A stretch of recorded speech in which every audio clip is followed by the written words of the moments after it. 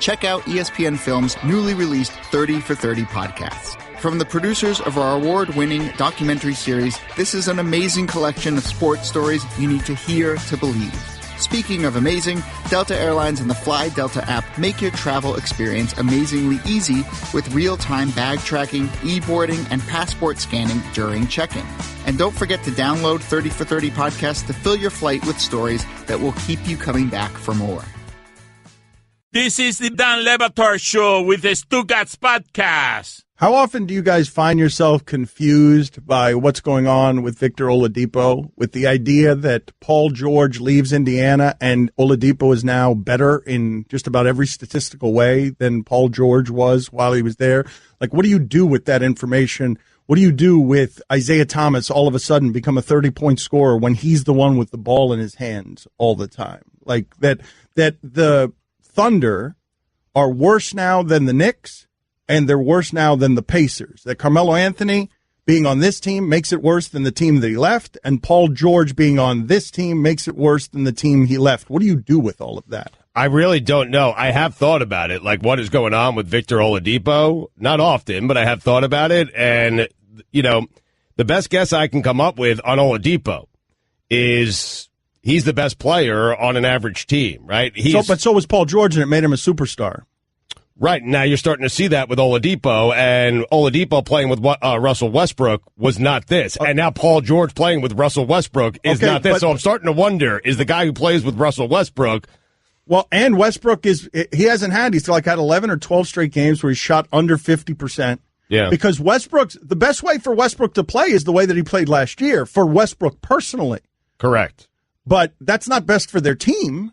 You can form an argument as to why Oladipo has better counting numbers than Paul George. You mentioned the Russell Westbrook and the quality of the teams, but that shouldn't play into efficiency. Oladipo's been a much better player than Paul George this season, and take out the fact that Sabonis has been pretty damn good too. Well, I'm wondering, though, what I'm wondering about is superstardom. I've always thought of this as merit-based superstardom. You're not allowed to be a superstar unless you've earned it. Like, we don't let you be a superstar in sports just because you're famous. You got to be excellent too. And if you look at what's happening right now in Indiana, what you see is that Victor Oladipo has been better than Paul George ever was. And so what I'm wondering is, if I get you an average team and I just give one guy the usage rate, am I making a Paul George out of 70 guys in the NBA? Am I making a Paul George? If I could do it with Victor Oladipo, how many other guys might I be able to do that with? It's not going to win me anything. It's just going to increase Oladipo's value and the respect that Oladipo gets, but I'm not going to win anything with Oladipo as my best player, but he's been Paul George, and Paul George got all the commercials. Yeah, it's a curious theory. It's a little more complicated considering Oladipo was a highly touted prospect, and he's shown growth and development, and he's sort of forecasted to be this, judging by where he was drafted, right?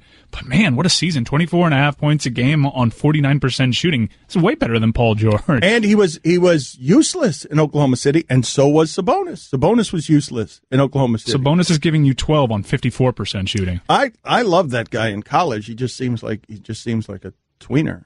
And I can't believe I started with Pacers basketball. Okay, let's get to Lavar Ball shoes. They have arrived. The big baller brand shoes. We bought 2 pair of shoes here. What was it, Mike? How long ago was this? Was it 8 months ago? This is the worst business in America right here. Big baller. We bought these Cinco de Mayo, I believe. This is the worst business in America. In 2017, where a drone can drop something off at your house, we bought sneakers on the internet, and we bought it during the Mexican holiday of Cinco de Mayo. For those who weren't here on Cinco de Mayo, Dan was praising this as a great business strategy. Right. Yeah. Only making the ones people buy. Yes, just in time for the holidays. Order in May. A different product than you ordered also. Well, this is the other thing. Scott's, open your door there behind you. Okay. Mike is coming in with the shoes. Can I get a picture of the shoes we ordered? Because they're different shoes. Of course they're different shoes. He ran out of your shoes. I mean, I got to call Lavar Ball as customer service on air. Allison, let's try this again. I need to try this again. I want him to explain to me how it is that why did I have to wait 7 and 8 months for these shoes for our listeners? Is this the new thing here where you're just calling people on the air? Yes. Like, is that what you're doing now? I am devolving into a wacky morning show right before your ears.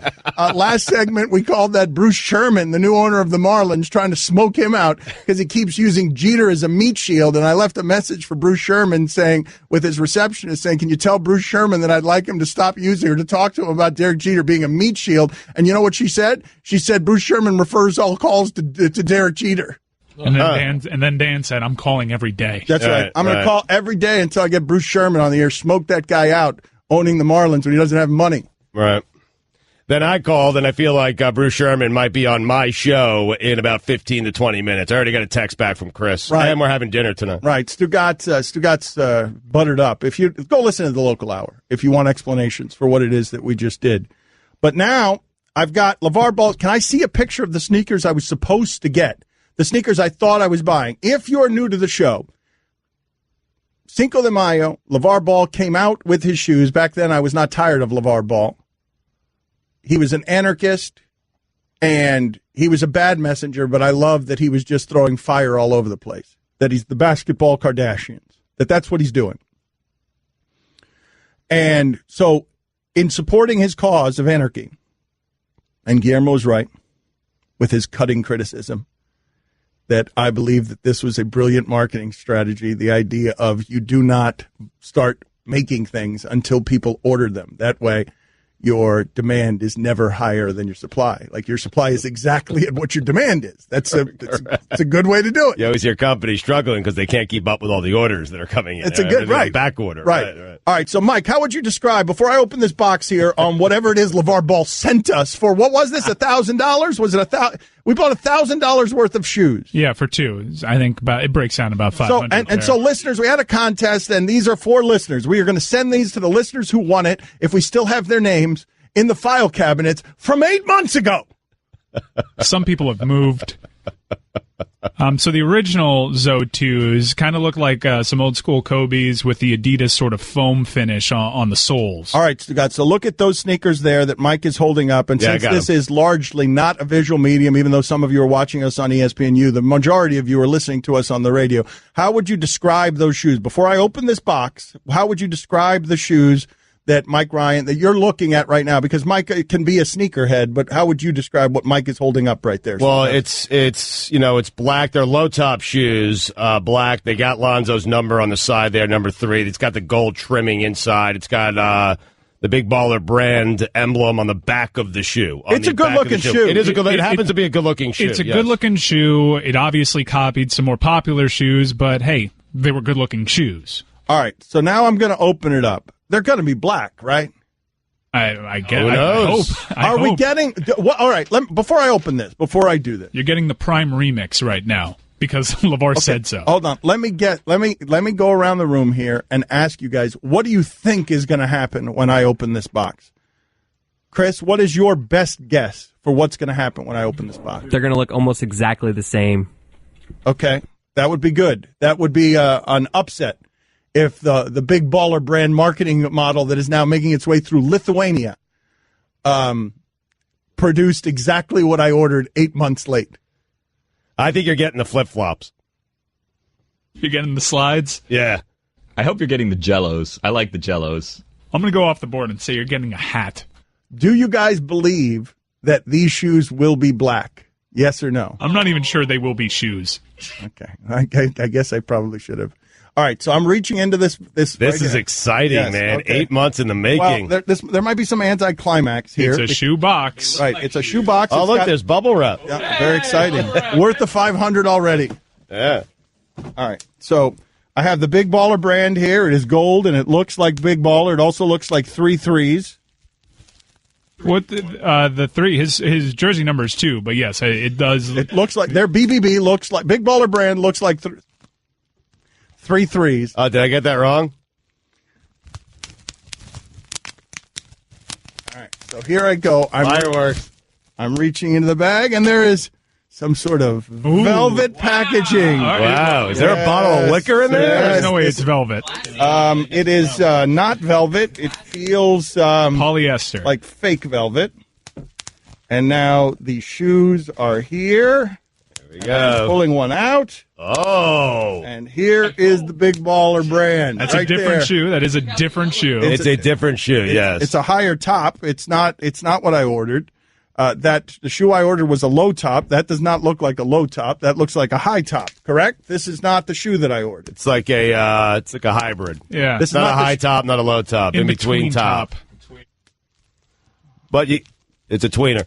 And the logo is on the front, on the tongue, and not on the back. So that's I like the shoe. I like the shoe better than the one I ordered. Really? Really? It's not the shoe I ordered. No. I paid $500 8 months ago to get not the shoe I wanted. Yeah. Gone is the sort of Kobe replica body to the shoe. Also, the Adidas foam on the sole is also gone. But this sole finish is pretty decent. I believe our listeners will like the shoe. The listeners who get this will. What are you doing reaching through? Can you one of make the sure other boxes? there's a right and left shoe? Oh, yeah. Okay, that's an important thing. Well, I was making sure maybe there was a different pair of shoes in the other box, but they are. They're the same. Yep, they're the same. Okay, I only got one shoe. ESPN Radio is presented by Progressive We got Insurance. 3 shoes. Huh. No, I'm making that up. It's a funny joke, but I'm just going for the joke at the end of the segment. I got 5 shoes. You done going for the joke, or? I got 7 shoes. I can go all night, baby. I got 9 shoes. I got 9 shoes and a flip-flop. You got any more jokes? 11 shoes. Undefeated, never lost. We can play this game forever. You got one more? 13 shoes. Dan Lebatard. Stugotz talking about movies is one of the most amazing things you'll ever see. He says he wants to know in a movie's title what a movie's about, and he was just yelping and complaining. Stugotz. Well, I mean, Dances with Wolves, which is one of the most overrated movies in the history of movie making. The guy never dances with a wolf. If the title of the movie is going to be Dances with Wolves, then I want to see a guy dancing with wolves. Costner never did it. Right, you were waiting Soft. 3 hours for a guy to dance with a wolf. This is the Dan Lebatard Show with the Stugotz on ESPN Radio. So we have not checked in with the meanderings of Jose Canseco in a long time. Jose Canseco was, during his time, about as big a sports star as there was. Baseball mattered more then. He was a power hitter. He was swaggering. He was dating Madonna. He was not Michael Jordan, but he was next. Like, there weren't a lot of stars in sports bigger than Jose Canseco. And what happened to him after his stardom involves nothing but craziness. He's on Twitter asking people for chandeliers. He doesn't have money. He you pick up his Twitter account, and for some reason there are goats with diapers in the back seat of his car. Yeah. His finger reportedly falls off during a poker match. He was wearing lavender Speedos on one of those reality shows. I don't know, was it The Real World or something like it? And now what has happened? Let's play the imaging right now that we used to have. It's been a long time. Also, he's responsible for the single greatest play in the history of sports, which is when a ground rule double bounced off of his head for a home run. 2 extra bases for the opponent in an extraordinary show of clumsiness. A fly ball hit him on the top of the head and bounced out of the stadium for a home run. Greatest play in sports history. It's time to highlight the ramblings of a crazy person. It's Jose Canseco's tweet of the day. Well, tweets of the day, because he was all over the place and in rare form yesterday. I think he got fired for some of these tweets. He got fired from his job. And I would ask you again, the hell was Canseco doing working in baseball? Like, how did he have a job? Oh, no. Like, wait a minute. You know what? This reminds me of when this company fired Rush Limbaugh for being Rush Limbaugh. Like, what's the point of having Jose Canseco as an employee of yours unless you're going to allow him to be Jose Canseco? Now, he did something that was offensive, but the whole point of having Jose Canseco on. It's a fireable offense. Oh, no, But the whole point of having him on is because he's going to teeter on that line. I was reading these thinking, wow, Canseco does not care about whatever job it is that he has right now. Just doesn't care about it. But I think he explains why as the tweets go on, because I think he's got a big project in store for everyone. Okay. Yeah, I do. All right. So what are the tweets of the day? He says, what is going on with all these politicians molesting women? I've been molested by several women and never complained. Well, I mean, I've been beaten by women, taken advantage of by women, and molested by women. I never complained. It was kind of a turn-on. That'll get you fired every time. Yep. I see the difference, I guess, because I was a good-looking guy, and these politicians look like a bag of boogers. Hi, Sarah. That's a tweet he threw in there, yes. Hi, Sarah. These women complaining against sexual misconduct are just racist against ugly men. Misconduct. The way you pronounced that was okay. Had a misconduct. It's phallic at the end. Okay. What do you call a pretty woman with an inbred-looking politician? Followed up by, all capitalized, paid. Why is everyone so worried about what I'm saying? I'm just a simple guy trying to pay my bills, worry about who's running our country. Well, paying the bills just got a little harder. The media worries too much about what I do. Oh, bleep. I just farted. Wonder if they want to know how it smells. Yes, actually. This is when I realized he does not care about whatever job it is that he had yesterday. Our show is coming soon to Las Vegas. It's going to be incredible. It's called Renegades at Caesar's Palace.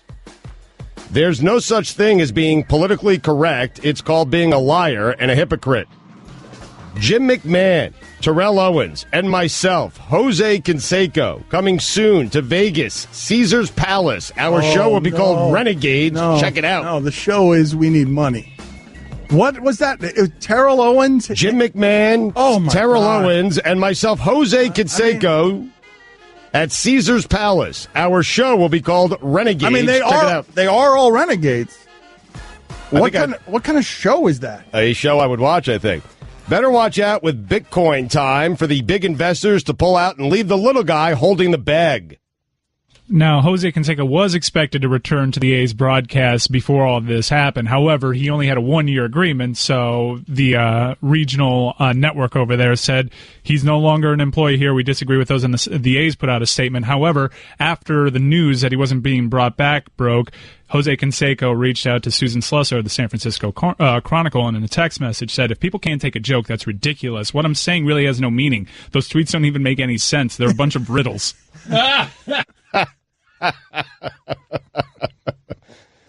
Every casino is structured. Enough. Well, no, this was a great riddle here. All right, let's hear this riddle. Bitcoin is mathematically structured so a lot of people lose money and a small group will make a killing. Every casino is structured on the same mathematics that Bitcoin is.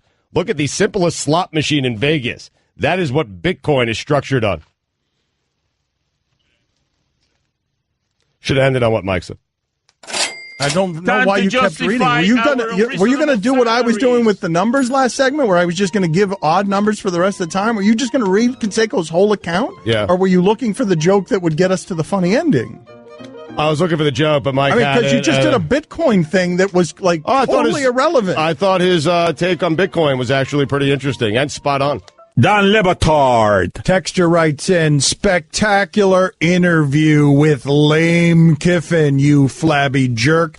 Did you forget to ask him why nobody can stand to be around him for more than a couple of weeks, you chunky baby boy? He's that guy. You got me, Texter.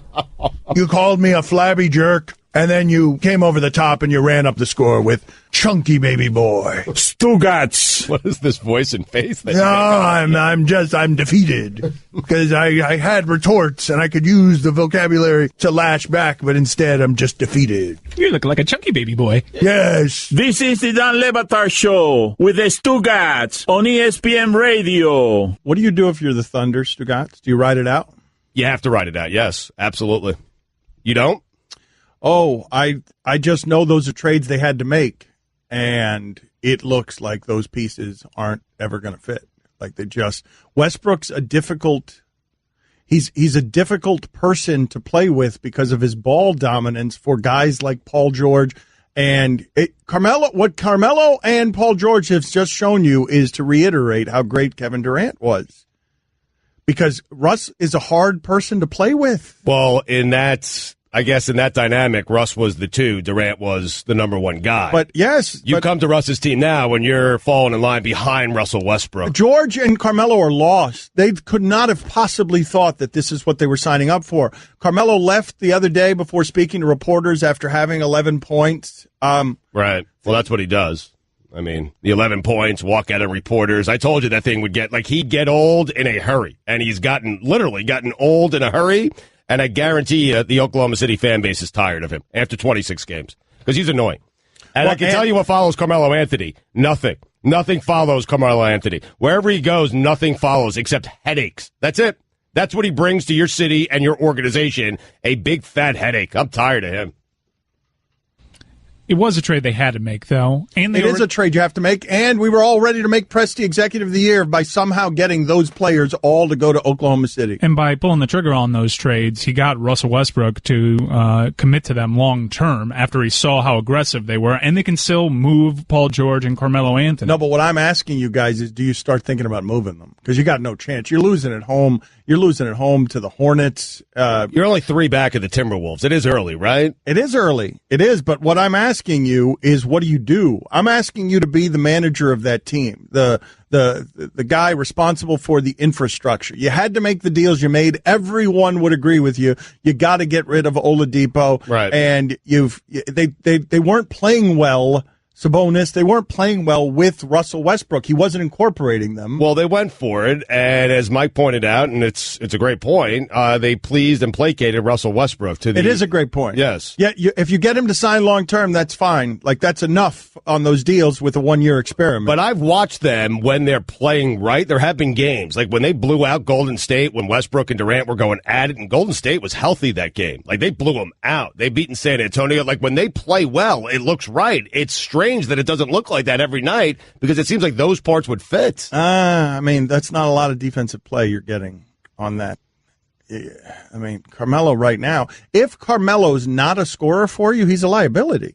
Like, if you're not going to use Carmelo Anthony as someone who gets you points, then he's not going to do anything else for you that's helpful. He's just a guy, right? You might as well have Cephalosha out there or Roberson or one of those other guys who's just going to run around and do all the small stuff that Carmelo's not going to do for you. I mean, they have 3 guys who like to have the ball in their hand. We saw how hard it was with LeBron and Wade, and those guys were at their peaks. Wade was coming down a little bit, but this is an older Carmelo Anthony, and Paul George is still a young guy, but it's got to be a very difficult dynamic, and we've seen it be tough with 2 guys. 3 guys is a whole new world.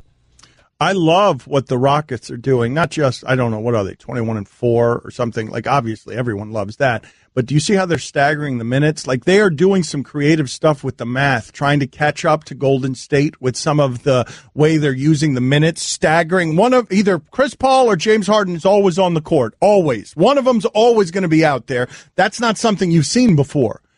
You haven't seen in all of these permutations Kevin Durant and Steph go to the bench at the same time.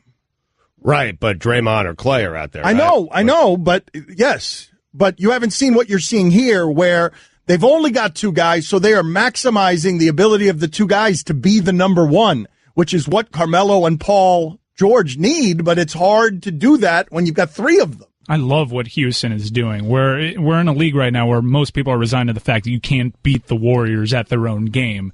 And Houston's over there saying, yes, we watch can. me. Yes, we can. You think they can? But you actually think they can? Look, man. 'Cause I don't. Well, here's the thing. The math over 7 games, the best team gets rewarded in that sport. But, man, they are bleeping with the math because of the number of threes that they're taking. They're taking so many threes that they're inundating the market inefficiency by taking 50. They're taking more than the Warriors do by a lot.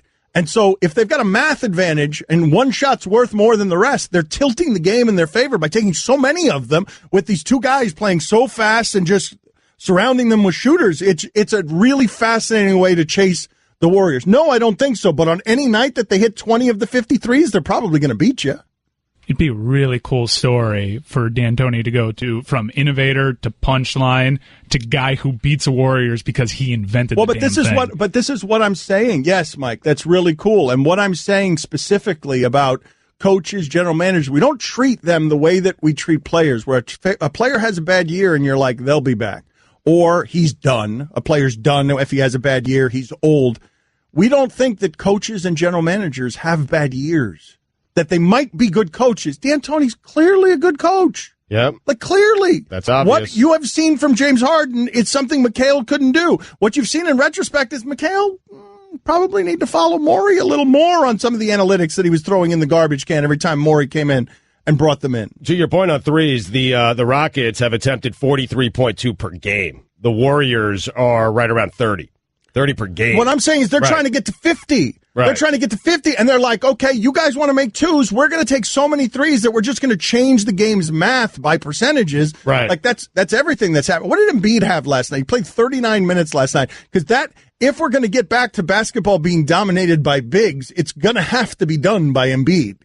Like, what did he do? He got a career high in 39 minutes. His per-minute numbers are crazy. What did he do to Minnesota yesterday, playing a career high in minutes, beating Minnesota in overtime? Hold on, I got to get to it real quick here. I was watching a lot of that Pelicans-Rockets game. It's the first time that I sat down and watched the majority of a Rockets game, and my eyebrows steered off. That team is fun. Yeah, well, both teams played well in that game. Yeah, that game was crazy. Embiid, it's ridiculous. He had 28 points, 12 rebounds, 8 assists, had a block, had a 3, was 8 of 16 from the field, 11 of 12 from the foul line. Guy's a monster, man. Basketball's fun. I want to get into how Adam Vinatieri got screwed next. Don Le Batard. How much does the watch cost, Ludacris? How much? I don't know. I got it for free. That's a good question. Stugotz. That's an indelicate question, right? You don't ask a woman what she weighs, and you don't ask a hip-hop star what his jewelry's worth, do you? That's why he let me ask the question. You really don't. This is the Don Le Batard Show with the Stugotz on ESPN Radio. Mike, does Ben Roethlisberger look like the guy in your neighborhood who sits on his porch admiring his Ford Thunderbird and drinking a natty while wearing his favorite Ted Nugent 1993 shirt? Yes. Does he look more like that than he looks like a 5-year-old would draw a person? Never. Okay, so he looks the most like a 5-year-old would draw a person, Ben Roethlisberger does. Texter writes in, why is no one dragging Billy Donovan? This goes back to the conversation I was having about coaches taking advantage of opportunities when they present themselves and having good years and bad years. Billy Donovan has had a couple of really great jobs, and he had a Florida Gator team that was clearly the most talented in the country, not unlike Jimbo Fisher. Jimbo Fisher had the most talented team in the country by a lot in a way that you can see, and so did Billy Donovan. He parlayed that. He almost parlayed that. Well, he did parlay it into the Magic job and then decided he wanted to leave the Magic and then went to what is – these coaches have to pick good situations, and he picked what looked like a perfect situation, Durant and Westbrook. Those jobs never become available when you got Durant and Westbrook. No, they don't. And he was one game away from the NBA Finals, up 3-1 against the Warriors in that series. And now he's headed toward getting fired. Well, do you think he's going to get fired? Or? Well, I don't know if he's going to get fired this year or next year, but I'm saying Billy Donovan has – yes or no, Billy Donovan has underachieved? I would say – I mean, Dan, last year I would say that team overachieved. They were better than I thought they were going to be. Yes or no, Billy Donovan has underachieved. Yes or no? Put it on the poll. No. I'm not even going to bother asking.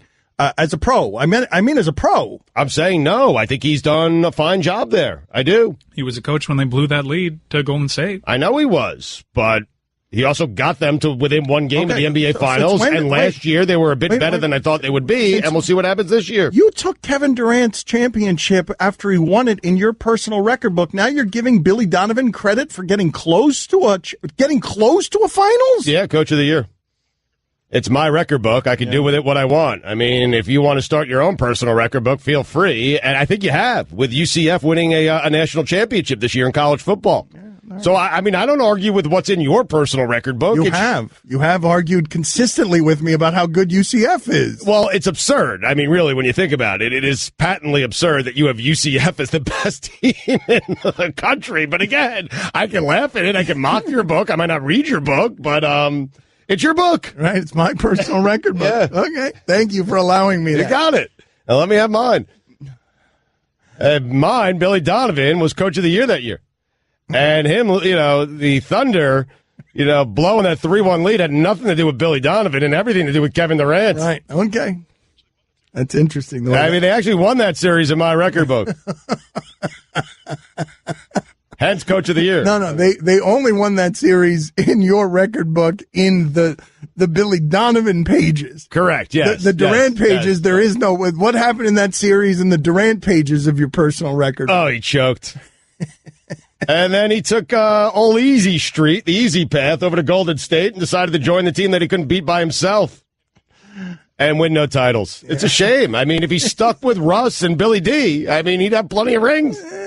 He'd have more than he presently does, right? Or at least. Oh, no doubt, which is 0. He'd have 1, I think. Yeah. Because in my personal record books, they won that, went to the NBA Finals, and they beat whoever they played. Okay, wait a minute. Billy Donovan has a ring. So, but KD doesn't, and congrats to Russ. He has one, too. I think we should start doing it that way. Aaron Rodgers has a ring. The rest of that army of schlubs doesn't deserve one and should be fired before this game on Sunday so that he doesn't rescue them again. Glad you brought it up because in my personal record book, Mike McCarthy does not have a ring. Doesn't have one. Yeah. Mine too, Stugotz. Wow. Mine too. Whoa. Yes, my personal record book, Mike McCarthy also doesn't have a ring. In fact, I'm wondering if your personal record book took it as far as mine did because I have McCarthy with -3 rings. No, do that. You can do that? Oh, it's my record book, yes. Because he should have won 3 championships with Aaron Rodgers, and he hasn't. I'm writing that down furiously right now. I'm allowed to do that. I'm giving Mike McCarthy. Guillermo, put it on the poll. Should Mike McCarthy have -3 rings? It's fun, this personal record book. It is. It's amazing. I want to do it this way. It's better than sports. And I feel like the measurements are better. Just kind of what I think was right versus the standings. I love this. It's great, yeah. And again, congrats to Steven Adams and Billy Donovan and all the guys on that team. A belated, you want to go to Oklahoma City to give them a parade? Just them? And I got news for you. I'm going to break news here. In my personal record book, the Raiders won the Tuck Rule game. What? Yeah. What? I just let you know. Wait a minute. Did they keep going? Or did they lose in the next round, or did they win the championship? Congratulations to Charles Woodson. Oh, my God. And everyone on that team. Oh. You won a Super Bowl. Oh, my God. I can't. I mean, congratulations to the Oakland Raiders. John Gruden, 2-time champion. And Belichick never won a first title. He just went straight to the second? Yes. No, that's not right. He's got none. What? Wait, what? No, what do you mean he's got none? No dynasty in my record book. What do you mean? He's been fired looking for another job. Jody Avirgan here. I'm glad you're enjoying 30 for 30 podcast, part of a special collection of sports audio documentaries from ESPN Films. We're finding the best sports stories for you right now. And to do that, we're behind the wheel of the Mini Countryman, the biggest mini yet. Please proceed to the highlighted route. To find great sports stories, you have to get out into the world and follow your instincts. That's where the Mini Countryman's all-wheel drive comes in handy. With all 4, we can chase down a story in the city, the country, and most places in between. Podcast equipment isn't very bulky, but even if we're hauling a lot of gear, there's plenty of cargo space for all your stuff. And if a few of our producers tag along, no problem. The Mini Countryman comfortably seats 5 adults. The Countryman may be big, but it still drives like a Mini thanks to the twin-power turbo engine. No matter what story you're chasing, the Mini Countryman will help you find it. It's available now, and so are 30 for 30 podcasts. Visit miniusa.com/countryman today. Dan Le Batard. What would you say, Stugotz? I feel like you misrepresent me all the time. You've been doing this show with me for a long time. What is my viewpoint about coaches? Because I feel like even... They don't matter at all. Misrepresentation? Stugotz. I don't even know why I bothered asking you. What do you mean? This is the Dan Le Batard Show with the Stugotz on ESPN Radio. I am promising you that if ESPN decided, and ESPN has been in the publishing industry, they publish books. If ESPN decided to publish Stugotz's personal record book and you actually did the work involved with who should have won championships, and who shouldn't have, like did the research and did it exhaustively or made Billy do it. Right, that's what I was thinking. That would be a book. That would be a book that, well, I don't know if it would sell, but it could get published. Oh, it would sell. I mean, it would definitely get published, and I appreciate you saying that. And I think it would definitely sell, and I know that Billy would be doing the research. And not being paid or being paid very poorly. I'd give him a percentage of sales. No, Is that fair? you'd tell him you'd give him a percentage of sales, then you would skew the sales and then not give it to him. Well, you didn't let me say what percentage of sales I would give him. 0% of sales. Texter writes in here, that last segment. Get on it, ha, ha, ha, ha, ha, you guys. Who wrote that? Lucille Ball or Sid Caesar? Now, this show is getting old. I'm getting old. You see, I'm forgetting things all the time around here. My memory in a way that made me punch a tray of plastic forks yesterday because I'm scared about what's happening to my memory and how many names I'm getting wrong. Yep. Stugotz is married with teenagers who hate him. Yep. And that'll just harden a man. And so he's old. Mm-hmm. And everyone in the shipping container is either having babies or wanting to have babies, or so they're getting old. So we are getting old as a show. And we are headed toward sounding like Abbott and Costello. But lest you think that we are totally out of touch, we've been out of touch for about 10 years. And I'm going to prove it to you now by playing a bit that we have not played in 10 years. Okay, something we did a long time ago. The players involved for the Dolphins were Chad Henne, Pat White, Ronnie Brown, who else? Lusaka Polite. Do you remember? Do you know what Abbott and Costello are famous for? Do you know what would be their most famous routine? Yeah. Who's on first? All right. So who's on first is a routine. It's like 3 or 4 minutes long, and we can't play it for you because the Abbott and Costello estate is very litigious. Mm-hmm. So we can't play who's on first, but basically the whole routine is there's a guy whose name is who is playing in the field and who's on first. And so who's on first becomes a whole routine. Who's on first? Who? Oh. And so we did that because we have been out of touch for a long time. We were copying Abbott and Costello 10 years ago as it related to Chad Henne, Pat White. That's their quarterback situation. Chad Henne and Pat White. Their running back situation is Ronnie Brown and Lusaka Polite, okay? And Stugotz and I did an Abbott and Costello routine because we've been out of touch for more than a decade. Who's the quarterback? White. Henne? He's white. Pennington? No, Dan, the quarterback is black. Oh, you're talking about Ronnie. No, he's brown. Who's brown? Ronnie. No, he's black. No, he's brown. Wait a minute. Who's in the backfield with him? Polite. Okay. Who's in the backfield with him? Please. It's terrible. It's just terrible. And since then, we've done nothing but become more and more popular and more successful. Ow. Such an excellent question. We'll get to Mike's text with his father in a second. Weird text with his father. But I promised you a couple of segments ago some Adam Vinatieri talk. Oh, yeah. So what happened with Adam Vinatieri that we want to go around the room here and get some people's opinion on what they would do if they were pill popping Jim Irsay. He has a clause in his contract where if he connects on 90% or more of his field goal attempts, that he gets a $500,000 bonus. And he was well above that headed into Sunday's game against the Buffalo Bills. That game was obviously played in the snow and a lot of wind. And so he had to kick 2 field goals in that game that he missed. And that brought his percentage down to below 90%. It's at 88 right now. So he has to essentially, over the next 3 games, go 6 of 6 to get his percentage back over 90%. But that's unfair. Like terrible conditions in the snow, asking the guy to go out and kick. And I was thinking about this last night. If I own the Buffalo Bills, or if I own the Colts, if I'm Jim Irsay, there is no way I am giving Adam the $500,000 bonus. And then I was trying to apply your sensibilities to this.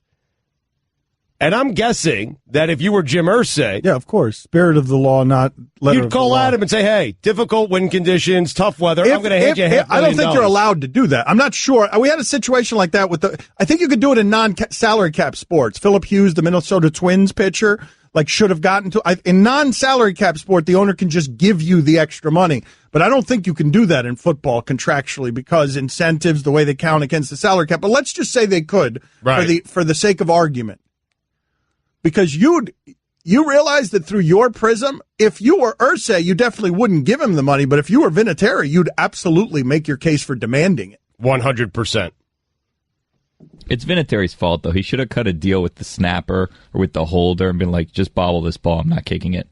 Just fall on the ball, run around with it. I'm not kicking it. That's not a missed field goal? That doesn't count as a missed field goal? I don't think if he doesn't try to kick it, it's not a miss. So you just have him botch it. I love that secret sound of Vinatieri mic'd up. Look at this bleep, guys. Don't stop kicking all that snow and stuff. Let's just botch the snow. We'll get out of here. Pagano will be fired. We'll be done with all those cliches and all that craziness. And I'll split it with you. I'll split my bonus with you. Get the long snapper involved. Although, one of the weird things that happens. I feel like a split's a bit too much, maybe 70-30 with the snapper because it's the snapper, right? He's a long snapper. He'll take anything. I would make the argument. $20,000 maybe.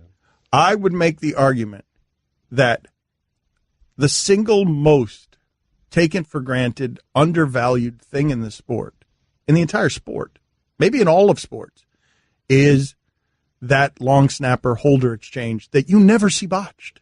How is it possible in the pros that you hardly ever see that exchange botched? You see bad snaps. You see Tom Brady running backwards, chasing a ball, looking every bit as 40 years old, risking injury. But I'm sure it happens on occasion, but not very often, where you get a bad snap. How is that possible? Oh, and in the snow, no one would be the wiser. It would have been a perfect crime. It really would have been. Nobody would have ever discovered it. And Vinatieri could have gotten his, $500,000 bonus? $500,000, man. Billy is I didn't even think about that when I was thinking about this last night, just cutting a deal with the long snapper and the holder. That is such a heady play by you.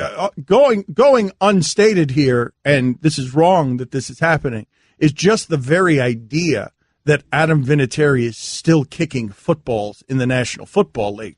I mean, he's older than Jan Stenerud. It's getting to the point where I can only remember him as a Colts kicker. Adam Vinatieri. How long is Adam Vinatieri going to do that if he's still doing that at 90%?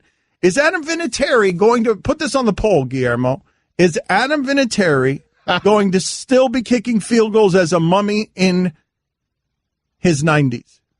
He's 44 right now. And the gray is starting to creep in. Oh, but Vinatieri's got to walk out on the field and say, I can't work under these conditions. Pagano, you go do it. What are you, kidding me? It's a $500,000 bonus. I'm not going to go out there and try and kick in this nonsense. Did you see what happened to Peterman's face?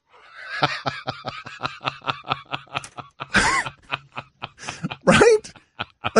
Peterman got 2 concussions on the same play.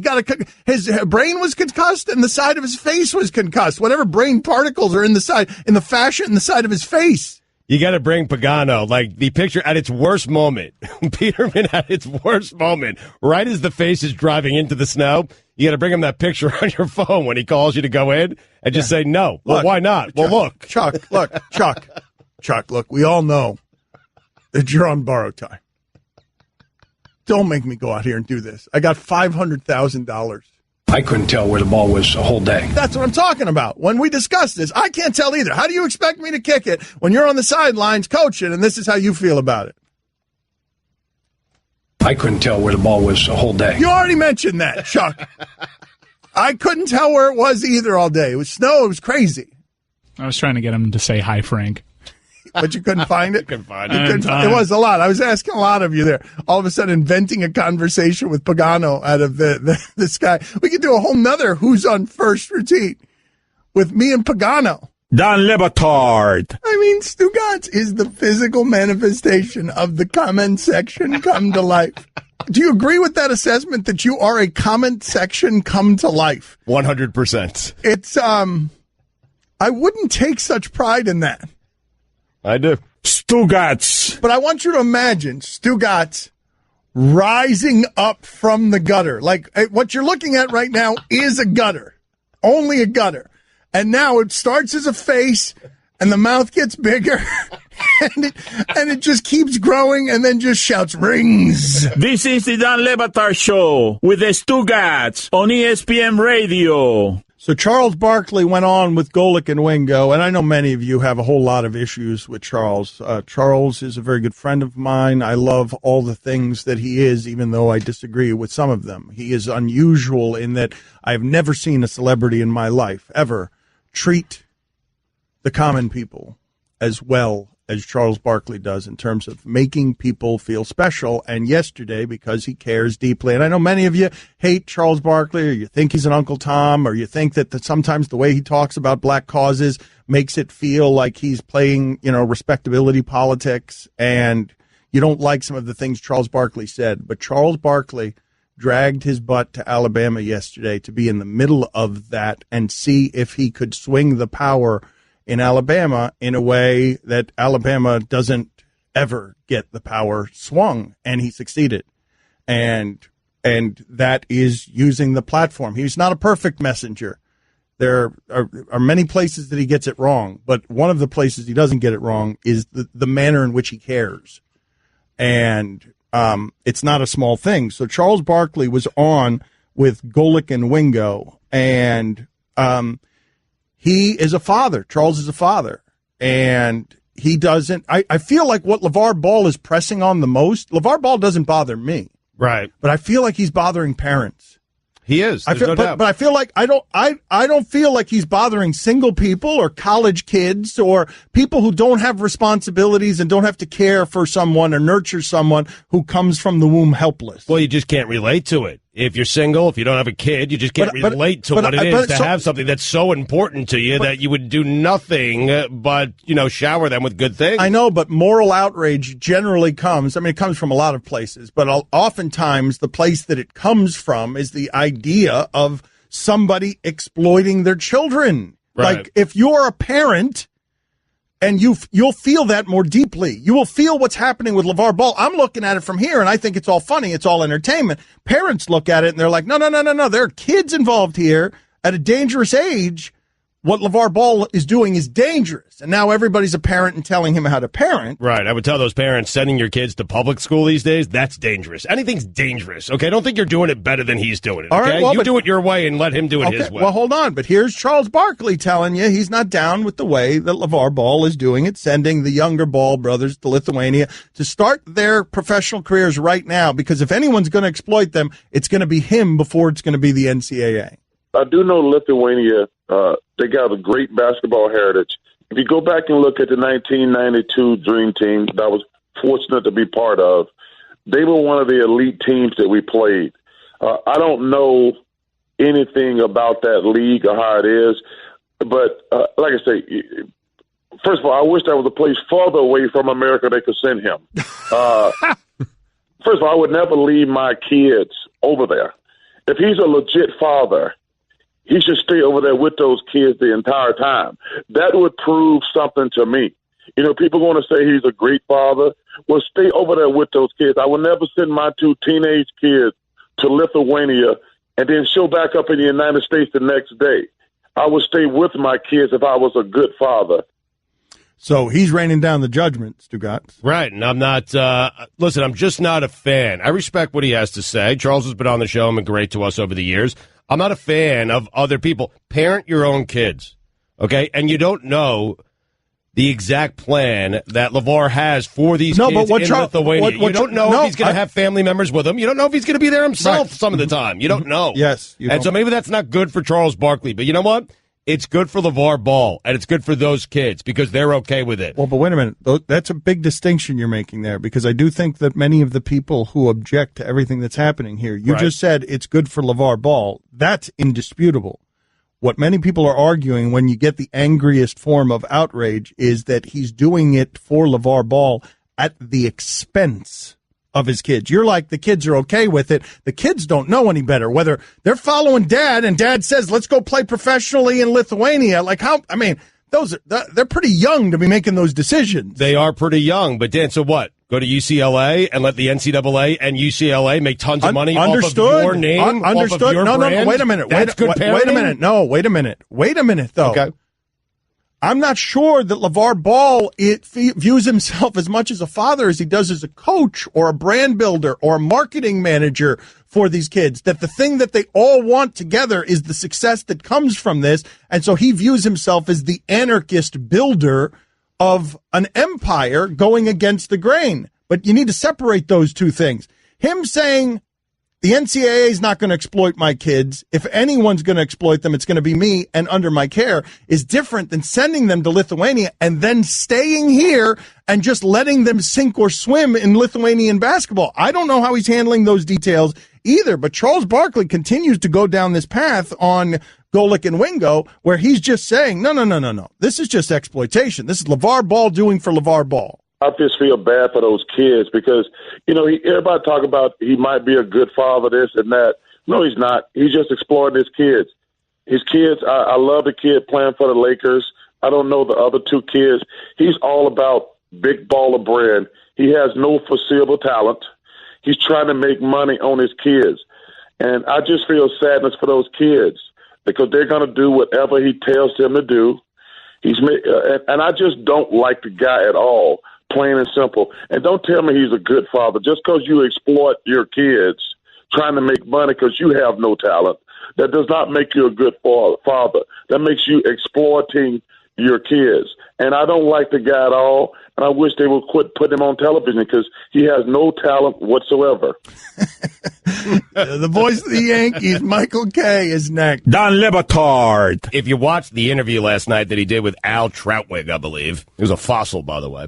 Anyway, if you... Why did you take out Al Troutwig? Troutwig, please. Oh, seriously. Well polished Al Troutwig. I got issues with Al Troutwig that go way, way back. Way back. Way back. Go on. I just don't like the guy, man. Stugotz. Put this on the poll. When I say the name Al Troutwig, do you imagine him wearing a wig made out of trout? This is the Dan Le Batard Show with the Stugotz on ESPN Radio. Play that Mike Tomlin sound, please, Mike, so I can hear it in his voice, not blinking because he thinks that he's in the military and he worries every week that anybody is going to be able to get out of the stadium. Excited about being in the kitchen, if you will. It's good to be in the kitchen. The kitchen's in Pittsburgh, PA, this week in the National Football League. And at Heinz Field.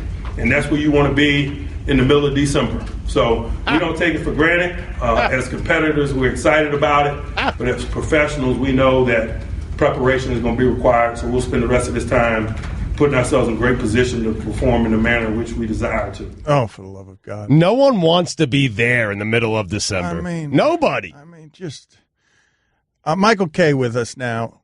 He's the voice of the Yankees. Does anyone want to be there in the middle of December? Does anyone want to be there in the middle of December? Heinfield Kitchen. Does Mike Tomlin sound like a dope talking about kitchens? And by the way, do you refer to it as the you ever put this on the poll? Are you a self-serious gas bag if you refer to it as the National Football League instead of the NFL? Michael Kay with us now. Thank you for joining us, Michael. Do you refer to it as the NFL or the National Football League? When I do my John Facenda imitation, it's the National Football League, but most of the time it's NFL. Right, because you're a man of the people. Michael Kay. I've always been that. Yeah, he's a man of the people. Would you want to be in Pittsburgh in the middle of December? No. Yeah. All right, so this is a Although Pittsburgh's a great town. Yes? Yeah, but it really cold, is. But cold. It is cold, but I have a coat. Yes. Right. Yeah, okay. But you said no already. It's you a already great town said no. in July. Don't take it back. It's a great town in July. So Michael Kay is the voice of the Yankees, and we were talking before you came on here. We were talking about something. Allison, hold on a second, Michael. Hold on for a second. Allison was asking. She was telling us a story about J.K. Is it? No, it's J.K. Simmons. J.K. Simmons, yes. J.K. Simmons is coming on the show with us tomorrow. You're rattled by this fine system. No, hold on. Yes, I am. And I'm rattled by everything that's happening here. By the way, I haven't mentioned. I want to talk to Allison. I have not mentioned that Stugotz and Mike Ryan are going to be hosting the Russillo show today. So you're going to get bonus Le Batard show drippage. Long day. Yep. The crew's going to be hosting the Russillo show because everybody's at these talent meetings at ESPN. That's why Michael K sounds so good. Right. Is because he's at these talent meetings that we couldn't get to because we got to do all this crud today. We weren't invited.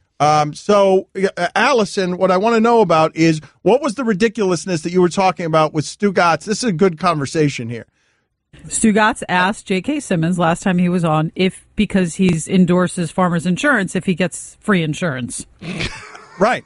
And so, no, this is the reason that's funny, because Allison pointed out, because I would have thought that celebrities might get all free stuff, including insurance. But Allison is pointing out that then you could just drive crazy all the time and your insurance rates never go up. So that, correct. Like, would you not have assumed, Michael, that famous people could get insurance for free if they were commercial endorsement people for that insurance? You would think so, and you could say that the money they get paid, they just pay the insurance, it's free. But, one of the sponsors of the radio show is Geico, and I don't get it free. What kind of free stuff do you get? Nothing. Nothing? Why? No. Because you got to be a journalist? Well, you get free drinks. Michael, you walk into New York. Michael, you're not paying for all your meals. You're not paying for all your drinks. You're the voice of the Yankees. That's totally untrue. If Aaron Judge walks into a restaurant, he's not paying for his meal. What do they care if the broadcaster comes in? Because you're the voice of the Yankees. That's a big deal. How often are you standing in line and people don't see you but hear you, and you're like, wow, that sounds like the voice of the Yankees. And there Never. it is. They turn around and it's you. Never. You're not doing it right. What's Because I don't talk online, Stu. Okay. Well, how about Dom? What's LaGreca getting for free? Everything. How about LaGreca just had he had twins. He doesn't even know what he's in for. Oh, boy. That's going to be crazy. Yep. You don't 49 years old. Michael, you don't get anything for free. Oh, I still got a chance. I'm still in the game. It's over. Well, I had my kid, my first kid, when I was, I'm 52. Wow. Wait, I'm still in the game. What are you, I'm about still 60, in the game. Dan? You're 60, I'm right? 48. Wait a minute. You got a shot. You had your first baby at 52? 52 and the second one at 54. Oh, my God. And how great has it been? It's been exhausting. They suck the life out of you. Yeah. Okay, good. So I'm okay. I love them, So, but Michael, it's a lot of work. No, but that's always been my thing. They do that to you. Like, I had my kids when I was 30, and they sucked the life out of me at 30. I See, can that makes imagine me at feel 54. good. Because I asked people, is it because I'm old that I'm exhausted? And they said, no, even if you have them at 25, you're exhausted. But Michael, you can't you get help's not helping? Even with help. We have a nanny like Monday through Friday, and it's still exhausting. Have you thought about, like, you're going to be 62 one day, like, doing, like, really? Why you have to, hey, man, he's happy. Wait, why are you doing that? Are you No, gonna he's be right. 60? No, because Stu he's a truth teller. Yes. So I was walking past Citibank with my Thank daughter like a year ago, and a guy comes up to us and goes, "Oh, your granddaughter's so beautiful." Oh, man. Oh. So that's a good feeling. Oh, man. Mike, did you drop kick it? I said, what? What did you say? He goes, your granddaughter is beautiful. I said, that's my daughter. He goes, oh, and he walked away. Oh, man. I mean, I know I'm 56, but I don't look that old. I know. I get the same thing, though, when I say it's my girlfriend. Wow. Thank you, Mike. Thank you. Not you, Michael. Mike Wright. He's the voice of the Yankees on the Yes Network. You can also hear Michael weekdays 3 to 7, 98.7 FM, ESPN New York. Good talking Yankee baseball with you, Mike. Thanks for joining us. We really broke it down for the people. Thank you, sir. Thank you. Good luck with those kids. Demand once more money. It's funnier that way. It's funnier that way. You can't dispute. All of you are shocked that I let him go without asking him a stand question. It's funnier that way. I mean, just think about it, man. How old? He said he had a 2-year-old? Like, he's going to be 63 when he has to do meaningful, like, picking up, hugging, carrying. Like... Still in the game, baby. Dan Le Batard with twins coming soon. You're only a year younger than LaGreca? Right? Because I don't have kids. You guys, my high school friends look ancient. You could say what you will about how I look. I don't look old. My friends look old. Why? Because I don't have any responsibility. Well, also, you have a hat with a Muppet on it right now. Yeah. I don't know if that's the kids, like your friends that went to college with you, as much as it is as who they're married to. And I'm not saying them specifically, just the wives. It's the wives, not the kids, is what I'm trying to tell you. Dan Le Batard. If it's 3% on $100 million, that's $300 $300,000. On 120, it's 360. Stugotz. 3% of 100 million is 3 million, Stugotz. Oh, my bad. This is the Dan Le Batard Show with the Stugotz on ESPN Radio. It has been a year since we lost our friend Alan Thicke, the father from Growing Pains, father of Robin Thicke. He was the hockey correspondent on the show. Today is the year anniversary of his passing, which has made all of us sad. We will remember him, our friend, in the next segment. So a year ago today, Alan Thicke died. Aaron Rodgers is coming back this weekend, Stugotz. Excited? Yes and no. I'm excited because I want to watch Green Bay games again. I boycotted them. Right. Army of Schlubs. Mm-hmm. Should be the Green Bay Army of Schlubs instead of the Green Bay Packers. They should change their helmets to Army of Schlubs. Wait until you see how good Randall Cobb and Jordy Nelson are this week. Woo! The Carolina line went from 9.5 to 2.5. What? Collarbone was broken? We haven't seen you throw a pass since? Rustiness? Nope. Let's just drop that a touchdown. And he's going to come rescue all of them. And it's, the gauntlet will be through Carolina, Minnesota, the Lions. That's a tough gauntlet. It is, yep. He's got that game at Detroit, though, that final game. I'd rather have it there if I'm Aaron Rodgers in a dome. Yeah, that's right. I don't know. Where's the Minnesota game? Minnesota game's at Green Bay. Yeah, that's a one home game they have in the last. I don't want to. 8:30 at night. So. Oh, I don't want to play Minnesota in the snow. Oh my God! But it's Aaron Rodgers. I know, but it's Aaron Rodgers. But man, throwing the ball in the snow, like he's so great in a dome. But I'm torn because I want them to get him better help. Man, you can't name a great skill guy that Aaron Rodgers has had in his entire career. They don't change the scheme the way that you've seen happen in New England, where they help an aging quarterback by doing a variety of different things, including getting them Frankenstein at tight end. Right. But you don't want to see, I want to see as much Aaron Rodgers as I could possibly see. So I understand what you're saying. I want to see Aaron Rodgers. I don't mean just with player help. I want to see him with management help. Sure. I want to see Aaron Rodgers, Aaron Rodgers could do with a well-run organization that puts an army of talented people around him who are peers instead of people who are being dragged down the field by him. But you're torn because, and he's going to really, it looks like he'll have to run the table here to get the Packers into the playoffs, but you're torn because if he gets to the playoffs, he has saved Mike McCarthy's job. He has saved everyone's job. He saved that. There won't be actual change there. And so you'll just always get the 10 or 11 win season, and maybe Aaron Rodgers will carry you to the Super Bowl at the end. But he's got some things working against him that aren't just management, which is he's got to go on the road to do it because home field advantage for Aaron Rodgers in conditions like what good is Aaron Rodgers to you if what we're watching is what we just saw Buffalo at Indianapolis? Sure. That doesn't do you any good to have Aaron Rodgers. But if he gets there, man. A lot of domes, a lot of good weather team. Right. If he gets there. Right. Well, this is what I was wondering. Because he'll be on the road for every playoff game. You love the big names, and you're someone who will sign. You wanted to sign Scottie Pippen at 50 for the Miami Heat. You want to right now make the Marlins start Rafael Palmeiro at 53 at first base. Yep. Clemens, number one starter. I thought it was Schilling. I thought your number one. Schilling could be number two. If Roger's not interested, then Kirk could be number one, and then whatever. It's up to Roger, but he has the number one spot on my rotation if he indeed wants to do it. It'd be a more entertaining thing and a product than what the Marlins are going to trot out there this year. That's all. Mariano Rivera closing. I mean, how about that? How special would that be? Pettit as your third starter. Maybe David Cohn wants to come back for a cup of coffee. There you go. You got Palmeiro at first. You got Canseco in the outfield with Sam Sosa and Barry Bonds. Sam Sosa. That one's always funny. You got the big unit. I mean, how much fun would that be? Honestly, I'm telling you. I know you like this idea. I know you do. It'd be fun for one game, maybe 1 week.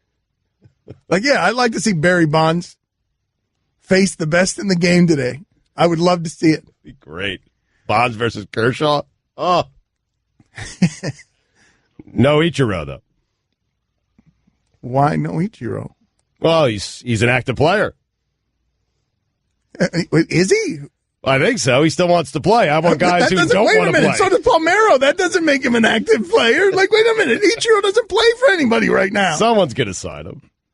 I think, right? Someone's going to sign Ichiro. It's a good guy to have off the bench. What were we talking about before you distracted me with this nonsense? Aaron Torrey Rodgers. Hunter. Oh. Gold Glover. with Sam Sosa out in that outfield. Whoo! It's a good team, fun team. Has anyone gotten an answer from Sam on what he's doing? It's pretty evident. Yeah. No, but I'm saying, has anyone gotten Sam to say, yes, I want to be a white person? Like, has that... Like on record? Is there a newspaper in the Dominican Republic or something? Has anyone gotten on the record? We all suspect that he's trying to make himself white. But has anyone asked him? I'm checking on it. We were talking about Aaron Rodgers, by the way. No, I know we were talking about Aaron Rodgers, but there was some sort of point I wanted to make about... Oh, I know what the point was. The point I wanted to make was about signing names and signing old people. You always want to sign old people. But to me, it just makes total sense that the Philadelphia Eagles would sign Tony Romo. Like, it's a perfect set of circumstances. And I just think that these coaches are always so afraid of change, and they're such control freaks about preparation that they're more comfortable in the idea of, let me take my chances with Nick Foles. He knows our system. Sure. Than letting Tony Romo have 2 games to get ready for this. You'll still have Foles in the background if it doesn't work, and go make a run at it with Romo or Kaepernick. But don't you think they discussed this? You don't think that discussion happened I don't inside know. the Eagles? I don't know, but I think that fear would keep you from doing it. Like, everything about this scenario, right? You feel like you're close as a team. These windows close fast, man. The Cowboys looked last year like they were ready to win the Super Bowl, and Rodgers closed that, and now their offensive line doesn't look healthy. The Raiders looked like they were coming last year, and then Derek Carr gets hurt, and now their offensive line is a mess, and it's over. Those windows close fast. Philadelphia might think they're going to be here for the next 10 years. Right, but you never know. I'm totally with you. Dan, this is just a guess. I have no idea. My guess is someone reached out in the Eagles organization to Tony Romo's agent and said, let's go. I don't think that happened. I doubt very much that something like that. Somebody would report it. It would have been reported by now if the Eagles had reached out to Romo. Somebody would have leaked it. And what I'm telling you about this is that the conservative nature of copycat coaches and preparation control freaks is they will not take the risk, even if it makes sense, over comfort. Alan Thicke, montage next. Jody Avirgan here. I'm glad you're enjoying 30 for 30 podcast, part of a special collection of sports audio documentaries from ESPN Films. We're finding the best sports stories for you right now. And to do that, we're behind the wheel of the Mini Countryman, the biggest mini yet. Please proceed to the highlighted route. To find great sports stories, you have to get out into the world and follow your instincts. That's where the Mini Countryman's all-wheel drive comes in handy. With all 4, we can chase down a story in the city, the country, and most places in between. Podcast equipment isn't very bulky, but even if we're hauling a lot of gear, there's plenty of cargo space for all your stuff. And if a few of our producers tag along, no problem. The Mini Countryman comfortably seats 5 adults. The Countryman may be big, but it still drives like a Mini thanks to the twin-power turbo engine. No matter what story you're chasing, the Mini Countryman will help you find it. It's available now, and so are 30 for 30 podcasts. Visit miniusa.com/countryman today. Dan Le Batard. You're just allowed to give me one word on what you think. I tell you, American flag, you give me one word on what you think. Go ahead, Chris. You're only allowed one word. Freedom. That's what I was going to go with. Stugotz. Guillermo. Bald Eagles. What? It's 2 words. Well, I mean, God, $2. That's a fine. $2. I mean, That's a fine. Do you realize? How hard it is to be that bad with 2 words, man? Apple pie. I got 2 words for you. This is the Dan Le Batard Show with the Stugotz on ESPN Radio. Well, the world don't move to the beat of just one drum. What might be right for you may not be right for some. Thank you. I hear I can hear the walking ovation. How should I introduce you, Alan? Is that okay, Father from Growing Pains? Is that all right? Or how should I be introducing you? Fine, I think things like iconic, legendary, and maybe Your Highness, all kind of, I'm fine with any of that. How much money do you actually make just from the fact that you wrote 2 of the most famous television songs ever written? I made enough to have 3 prenups. I want to talk Tomas Hertl with him. Yeah. Is he the best player in hockey? Hockey correspondent. Who the hell is that? Yeah. Hello, Mike. I have just risen from my slumber. I'm drinking a mint julep. I'm looking at beluga whales here in the Pacific Northwest, which is very relaxing because, as you know, it is tax time and the IRS is coming for an audit. Yeah. Hey, good morning or whenever. Has Alan Thicke ever, while making love, played one of his son's songs? I count on it. Are you kidding? It's the most perverse thing that I do. Give me a list of what those things are that Shatner has turned down that Thicke has swooped in to do. So, I mean, I did host a bunch of pageants. You know, I hosted Miss Universe and Miss World and Misconception, you name it, and I probably hosted it. I want a dollar amount. How much money have you made by Shatner simply saying no? $473. Okay, excellent work by you. That was as the host of Misconception. The only 3 words that Igor knew in English were vodka, dance, and girls. And I took it upon myself to make sure that all of that came true. And that was the last we saw him on the ice against Canadian teams for some time.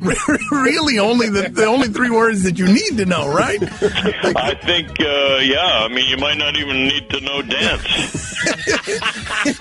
It could have been remarkably thick or painfully thick or thankfully thick. You seem to be very happy with your marriage.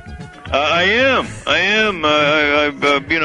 I've been happy with all of them. We have our celebrity prognosticator. I've been told all show that it's a surprise. This suggests to me that we haven't been broadcasting this, that this is not a guest. They couldn't get a real celebrity. I don't even know. I have no idea. I don't know who this is or what this is, but if it was somebody super famous, we would have told you they were coming on, I think.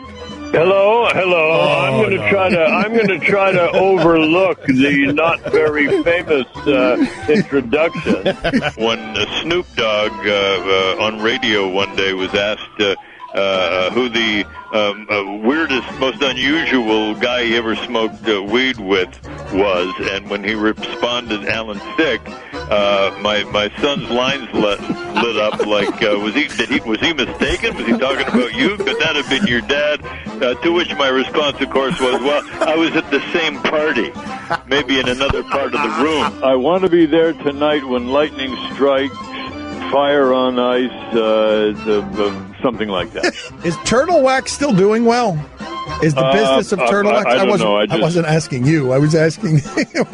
I've never waxed my turtle. Okay. I got my hands full with beavers. We very much appreciate it. Hopefully we'll get you around here more often. It was a pleasure. Thanks, Dan. My pleasure. We'll talk again sometime. I hope so. Alan Thicke, be careful. He'll steal your women.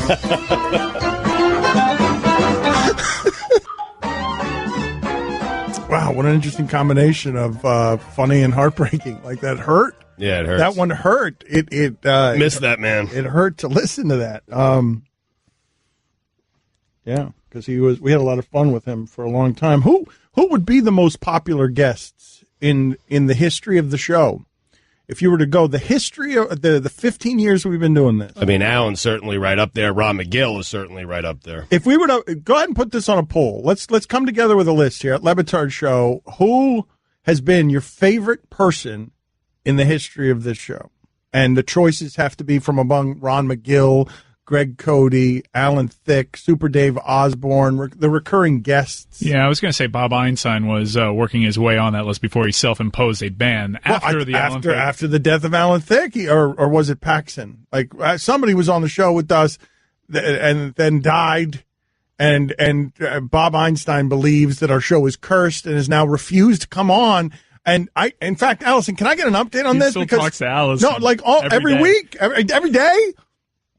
Yeah, it's every closer day. to every day than every week. Every day? Funkhauser from Curb Your Enthusiasm has been a friend of the show for a long time. Allison, what is happening? Are you taking your headphones off? What is? Now there's a phone. I hear a phone. Like, what is going on? A lot of people are saying Kenny G, by the way. Oh, I heard that Kenny G was good on Drop the Mic. I heard he was dirty on Drop the Mic. Mike, did you get that sound cleared? Still working on that. So Kenny G, apparently, did he freestyle rapped against, who was it that he... Richard Marx. Richard Marx. Those two are boys. Yeah, they are boys.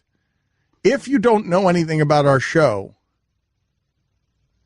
We have a relationship with Kenny G that is funny. None of us have ever met Kenny G. Nope. We thought the same things about Kenny G that you probably thought if you didn't know Kenny G, which is that he's kind of cheesy, but he's actually fun and funny, and we were delighted to have him around. Kenny G sort of occupies the Le Batard sweet space that Alan Thicke occupied, which is, oh, this is a surprise. You're like that in real life? Right. Well, that's why I want Kenny G on the list, or Carrot Top, for that matter, although he was terrible last week. He was awful. What the hell happened to Carrot Top? A lot of people, like recent people, getting some nominations here. We're getting the Pat Sajaks. Those are coming in. Oh, yeah, Pat Sajak is a good one, too. We're getting a lot of Chris Sims, and we're getting a lot of Greg Normans. We're getting a lot of those on the text machine here. Okay, those two people need to get out of here. You guys have recency bias. You guys have no perspective. You guys don't appreciate this nostalgia and legacy for what it is. I might be with you on Chris Sims, but Greg Norman lit this radio show up for about a week. No, he did. He was great. He did, and we loved him. Yes, and also, Chris Sims is about to set a record for most appearances on the Dan Le Batard show. He has 61 more of these. Look, man, Greg Norman and Chris Sims have some work to do before they're allowed the great tribute of being on this poll that is like the hundreds of others that we do every day mocking sports radio. But you're allowing Pat Sajak, right? Of course. Yes. Stan Van Gundy? Stan, yes, you got to put Stan on there. How about Marty Smith? Wow. Oh, yeah. Too new. Wow. Man, it's been a year now with these Marty minorities. Smith, John Amici. Paddleboard guy. Did you write him that letter or not? I mean, Allison, I've agreed to write that letter. Send me the info. My job is done. Send me the info? Okay. All right, so that was waiting on me. All right, I know. So no is the answer to your question. I've not written that letter for that paddleboarder. But, Allison, what's going on with you and Bob Einstein? What is the latest? Funkhauser from Curb Your Enthusiasm. How often do you two talk? Well, right now we're in a little downturn. I haven't spoken to him in a few days. Wow. Uh-oh. So, is he okay? But it's usually every other day. Are you okay? I'm not okay. I'm not okay. And so how would you explain to the audience the nature of your relationship and everything that's happening? We're friends. We're friends. No, but I'm saying, like, the weirdness of it. Like, we've played a couple of the messages where he'll just leave you messages on why he's not coming on the show, and he just likes to leave you messages. He does. He likes to talk about the news. We talk about the news, what's going on. He likes to talk about you, but he doesn't want to come on the show. He doesn't like the show. I think he's mad at her because the last time he called her, she handed me the phone. It was here, and I picked up, and he immediately hung up. And I don't think she's heard from him since. So I think he thinks that we put him on the air. Uh-oh. He's creating controversy. He loves, this is Billy, the instigator, stirring the pot. He loves to create controversy everywhere he goes. Let's listen to some of the messages that Funkhauser, Super Dave, Bob Einstein leave. Bob Einstein, who's his brother? His brother is Albert Brooks. Albert Brooks, that's right. Yeah. I thought it was Albert Einstein. It is. Yeah. He decided to not go with that publicly as a stage name. Yes, his brother. For reasons you probably do not know, Stugotz. But let's go ahead and play one of the messages that Bob Einstein leaves for Allison. Say I called you back. I tried 3 times calling me with those stupid questions, but here's the thing. I would love to answer those questions because I would have a lot of fun, but I like living. It's one of my favorite things to do. Get up, breathe the air, have some breakfast. If I'm working, I work. If I'm not, I'm not. That's all. It's very simple. It's black and white. I don't like to bring color into this, but it's simple. And too many people have died. So he thinks the show is cursed and just refuses to come on it. Do you have any concept what a lunatic world you're living in? Thank you. How many more do you have? I can't listen to them enough. I know the number that you have. I mean, Allison comes in and plays them for me sometimes. Some of them are so raunchy. So, I mean, he is dirty. He's dirty. Allison. She's speaking to him right now. Yeah, she's on the phone. She's talking to him right now. Let's put him on the air. Let's do that thing where we just hear Allison's part of the conversation. Okay, let's do that. Allison, come to the microphone. Wait, he's on hold. Is he on hold? Are we going to talk to him? I don't know. What, Allison? Talk to him on the air, but don't actually talk to him on the air and try to convince him to come on the show. Just speak into the Yeah, microphone. let's just hear your part of this. Phone over here. How dare I? What do you mean? I won't put you on the air, I promise. I won't put you on the air. I won't do that. I promise. We just... What? Right, because he wants to talk to you. He misses you. We all miss you. We need Bob in our lives. Yes, we do. Need You miss him too. Why do you have to get off? No, he wants to talk to you. Please. I want to live through the holidays. Time to justify our unreasonable salaries. I love that guy. I do too. Lisa, it's too bad we're going to kill him one day.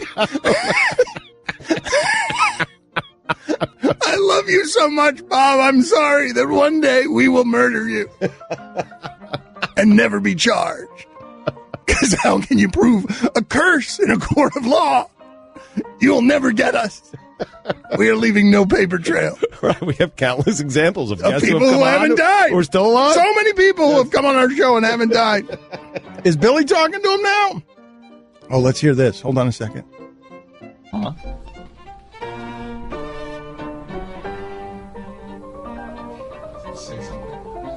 Say something. Just cut him off, Bill, and say something. Say a word. He's telling me a joke. Okay. Oh, okay. All right, we'll come back with whatever that joke was. Dan Le Batard. I was listening today.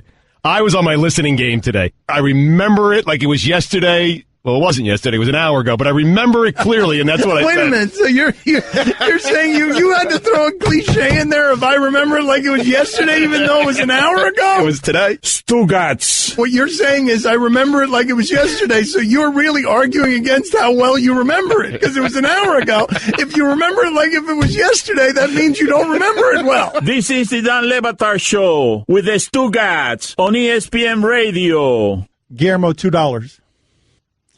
That segment could have ended so great with just Allison saying he wants to live through the holidays.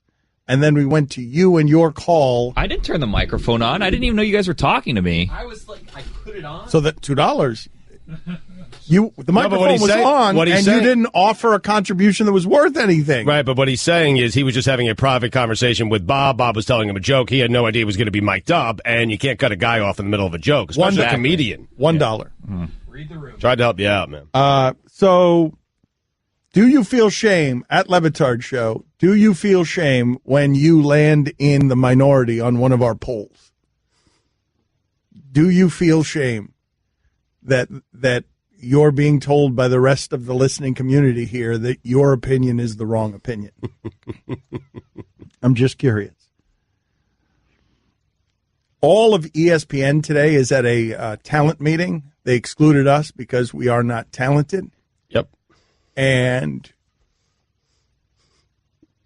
Russillo's not doing his show today from 1 to 3 because everybody's in a meeting. So Stugotz and Mike Ryan will be taking the reins with the shipping container and soaring into the sky from 1 to 3. A radio marathon. I think it's 1 to 4. Oh, all right. I prefer it to be 1 to 3. In fact, I requested 1 to 3, but I think it's 1 to 4. That is a 7-hour marathon we're doing today, but it's my dream. Well, right. Right. Well, we will see. You will now see. It'll be the same show from 1 to 4 without me. Yeah. Because it's going to be all the same people. It'll just not have me in it. And so it'll be better and certainly more palatable to Russillo's audience than what I would do, which is nonsense. It'll be a sportsier show, no? Or, I mean, we have McShay for a half hour in the first hour. So, yes. Yeah. So, yes. But you know, like... So yes. We don't want to come in and trash the place. Correct. We're the invited guest, and there's important things to get to, like overrated, underrated, or properly rated. Right. We're going to do that as well, plus life advice. So, like, we got a big show coming up, and we got McShay for a half hour. His mock is out. His first mock of the year.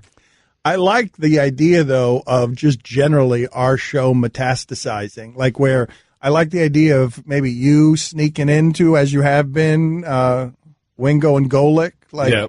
And so we've been 10-1 here nationally for a little while, but I like it metastasizing and some of it leaking into with radioactivity. You want an asbestos suit into the Russillo show, and some of it leaking into Mike and Mike, and just eventually there being spillage all over the place, and next thing you know, everything's corroded. That's what we're trying to get to here. Right. I mean, Mike, I'm just warning you now, by like 2:30, I'm going to be gassed, and you just got to carry it from there. All right? In fact, if I can go home at 3, that'd be great. It's going to be a real... Look at him already trying to... I'm already tired. Work less on his dream, because his dream is me out of the way, right? Like his dream used to be as much. I don't dream. I don't have that dream nearly as often as I used to. I can be honest. No, but the dream is... This is accurate. What I'm about to say is accurate. I think is accurate. The dream is you are me. And you then get to do whatever you want from the position of me. But that can't be with me here. So if I were to just remove me from the equation and then give you everything that comes with being me, you want the good things without any of the responsibilities, because you'd get us fired in 3 days. Well, my real dream is your check. Dan Le Batard. It is funny to hear Stugotz and how generally resistant he is to knowledge. Yeah. Yep, it's the key to the show. Yep. Stugotz. You just figured out the secret sauce, Dexter. Knowledge is my kryptonite. This is the Dan Le Batard Show with the Stugotz on ESPN Radio. Does anyone like the golf narc? Does anyone like the guy who calls in from the television show or watching golf on television and tattles on a rule breaker? I hate it. I mean, I love golf. You know that, and I hate that rule is... Well, they're getting rid of that. The reason I bring it up is because I'm paying a fine now because so many of you last segment noticed something that no one else did, which is I called the show Mike and Mike instead of Golick and Mike. Right. We noticed. We try to give you a break. Wingo and Golick? Yeah, we're giving you a break. I mean, it's going to run out of money. It's been a rough week. Yeah. That's an understandable one. Yeah, take the money back. It's fine. No, it's good. We let you... But my point is you guys seem to enjoy being the golf narc, is my point. All of you who don't like the golf narc seem to enjoy being the golf narc. It got me thinking maybe we could set up a line here where listeners can call in when we make a mistake and no one realizes it, and they can call in and say, hey, this mistake was made at this time. It'd be funny to play some of those back. I'm telling you. It's the text machine. It's what I just did. I know, but I think setting up a line and making it seem like it's more official, like you're calling into a PGA event to report a violation, could be funny. Okay. That's all I'm saying. Okay. Maybe it won't be funny. I don't know. Right. All right. Chris Sims with us now. You can check him out, Bleacher Report. Reason we had him on, and he's been delightful. He signed a 70-day contract with us. He ranked Blake Bortles as his 70th best NFL quarterback. Cody Kessler was 71, and the rest of the list so far we've learned in day after day. Austin Davis, T.J. Yates, Cardale Jones, Brandon Weeden, C.J. Beathard, Sean Mannion is 64, and Jake Ruddock is 63. Yep. And I'm going to really enjoy when Blake Bortles holds up the Super Bowl trophy and the day after Chris Sims comes on with us and is still at like number 30 in his quarterback rankings. Oh, I think he's entrenched at 70 no matter what happens. No, but I'm saying, I know, but what I'm saying is we're going to be on number 30 by the Super Bowl. We're going to go 2 months after that. Right. Blake Bortles is going to be at the parade celebrating everything, and Chris Sims still has not gotten to the end of his list. Like, are you fearing that right now, Sims? I am hearing it. I'm also hearing, I mean, am I now one of your top returning guests just because I'm too new? That's right. I mean, are you Blake Bortling me? Are you putting me below 70? I think so. I tried. I pushed for you, man. I did. Yeah, I know you did, Stugotz. You're my guy, man. Yeah, I know. Okay, I wasn't really looking to be your guy. I was. Fine. I like you too, Dan, whether you like it or not. Regardless, here we go. We're getting to number 62 on the list. Are you ready, Stugotz? This is a big spot. I'm 62. Ready. It's right before the immortal Jake Ruddock. You're better than Jake Ruddock if he said your name here. Number 62 in Chris Sims's top quarterback rankings. Go, baby. Cooper Rush, backup quarterback, Dallas Cowboys. Wow, nice. Number 62. That's the first time I've heard that name. Well, the last 3 names, I've never heard of any of those people. Well, that's what I'm here for, guys. Well, how are you doing with the criticism so far? Because you know how social media is, and you seem to get it. How are you doing so far with all the people who are saying, well, where would you rank yourself, Mr. Sims? Well, I don't really, I don't care about social media, for one, so I don't even listen to that crap, really. I work at Bleacher Report. I work at NBC Sports. I study the game hard every day, and, I made this as kind of a comment. I truly believe it, and then you jumped on the bandwagon, and I'm having fun with it. I don't care. Okay, nice. That's good. But if they say that you wouldn't even be number 70, since you're not on social media, you're not getting any of that. We're getting it. We're getting who the hell is Chris Sims? Right. Who the hell is Chris Sims to come after the sacred name of one Blake Bortles? Yeah, well, I'm nobody, that's for sure. But I know I did play a few games. I did start a playoff game, so I had a few moments. And one thing I know is I could throw the ball better than Blake Bortles, so that's for sure. And that I'll end that argument from there right away. All right. I mean, yeah, my career wasn't worth a damn, and of course got sidetracked because of my spleen issues and all that. But it is what it is right now, and I enjoy doing what I'm doing. That last, you're a guy that we called. Yes. Yes. Look, man, I am now a Chris Sims fan. I want it stated for the record. Thank you. But I like that he just threw in there that sentence of, and I had my spleen issues. Like what you could have said is, Dan, I almost died on the field doing this. How's that for a credential? I almost died on the field doing it. It boosts your resume. It does. It does. I mean, unfortunately, it's the number one thing on my resume for my career, so I don't know if that's a good thing or a bad thing, but it is what it is, and I deal with it and have fun with it. All right. Well, thank you for you and your spleen. And the and the safety of your spleen. And congratulations to Cooper. I don't have a spleen. It's gone. It's all gone. There's nothing here to safety of anymore. So it's in the trash can somewhere. Okay. You think he had like a part of it, or? I thought it repaired. I thought I didn't realize regenerates, or like I was not familiar with the workings of the spleen. Were you, Chris? Before any of this happened? I had no idea any of it. What did you know about the spleen? What have you learned about the spleen? Gosh, the spleen, of course you can live without it. That's the first thing I learned. Right. The second thing is it's key for your immune system. That's the biggest thing. It fights infections, diseases, even your common colds, whatever it may be. And that is something I've had to deal with ever since I've lost it. I mean, I get freaking cold sores on my lips now, and I got to get vaccinations every 3 years and just stay on top of that all the time. Oh wow! So you are. I didn't know that. You're more susceptible. So the common cold, yes, you get that more often than the rest of us. I do. I'm like totally OCD guy. Like wash his hands crazy. Try to eat healthy as I can be during the week. All because of the lack of spleen. That stinks. Like I didn't know that the spleen was that important. Did you know the spleen was that important? No, I really didn't. I mean, I honestly. I didn't know what the hell the spleen did until after the fact. And then, doctors were like, hey, this is serious. This is serious for your long-term health. You got to watch these kind of things. And, I've been doing a pretty good job ever since. But you never thought for a second, it's awful what you're going through, but you never thought for a second that the spleen, once it was taken out of you, that it would just kind of grow back naturally, right? Which is what... No, I did not believe. But I was told that there's cases of that where it actually does regenerate. All right. Wow. See, thank you. I don't feel like such an idiot right now compared to spleen expert Stugotz over here. Sims, thank you for being on with us. We appreciate it, Chris. We'll talk to you tomorrow. All right. Be good. Have a good day. See you. Too. He's a good guy. Yeah, I like that guy. Nice guy. We're learning. We're learning things. We're learning things with Chris Sims. It's nice to see that side of him and put him on the poll because he deserves now. Yes. He has reached the status to be somewhere in others receiving votes on favorite people. He could be the Blake Bortles on our list. I was always a major guests. Applewhite guy, but Chris Sims has totally won me over. We have to come up with a list and put him at number 70. Guillermo, go ahead and put it on the poll. Did you know the spleen was that important?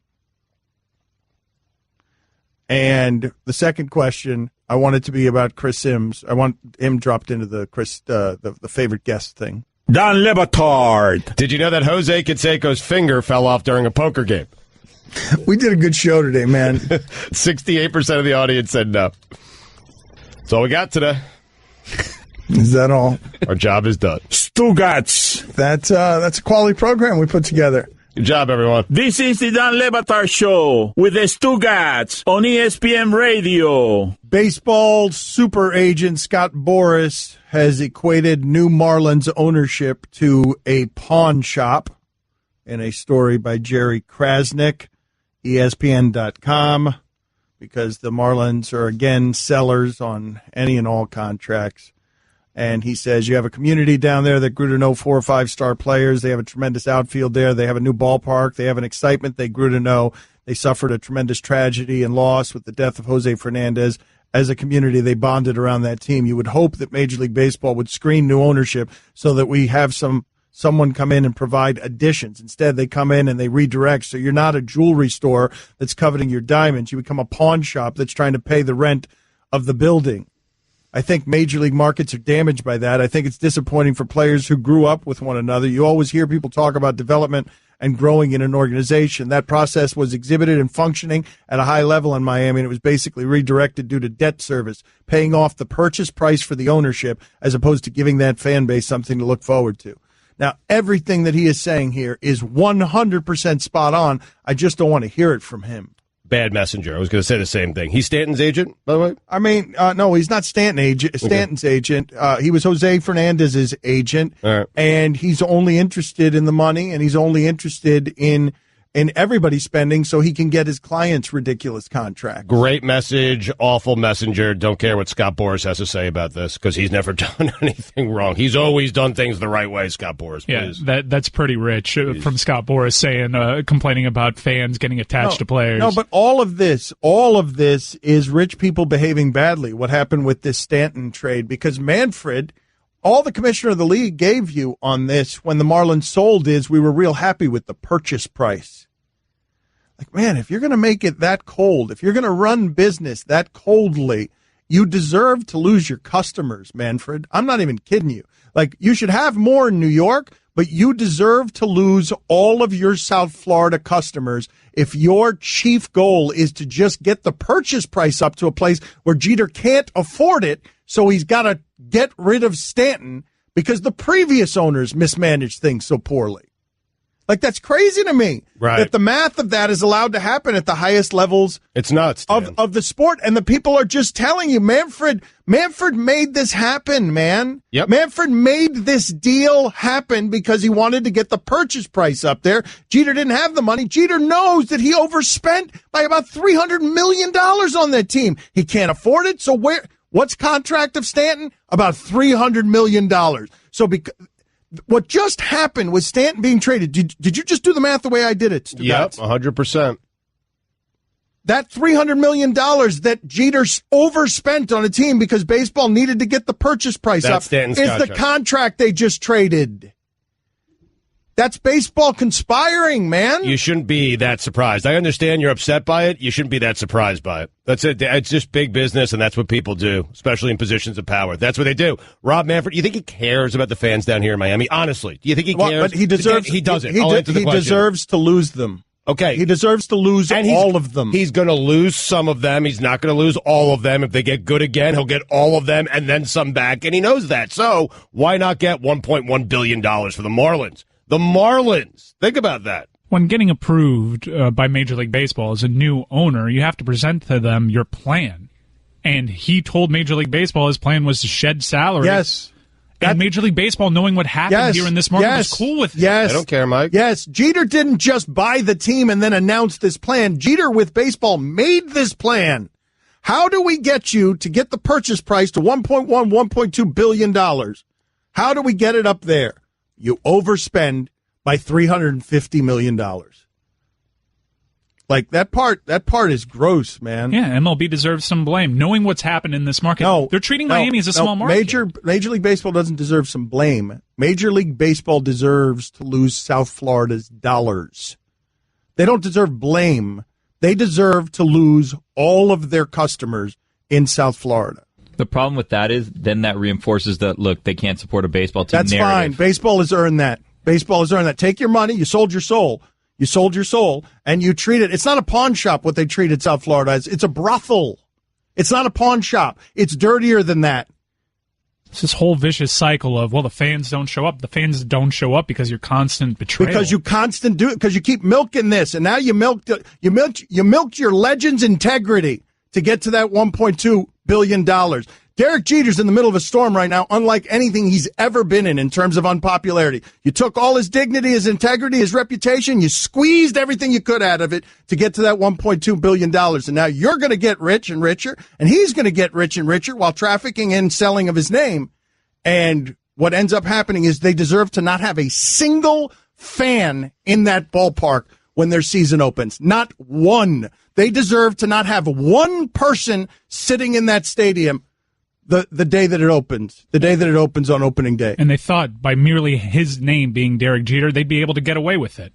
No. Well, no, but I'm here to tell you, okay, that what Major League Baseball, I don't care what consequences this brings me with our company and the partnerships that we have with Major League Baseball. I am here to tell you that what baseball did here was the highest kind of dirty. And while I know that it is wrong to say publicly things like a team should be boycotted, what I know with your partners, like the danger of what it is that I'm saying here.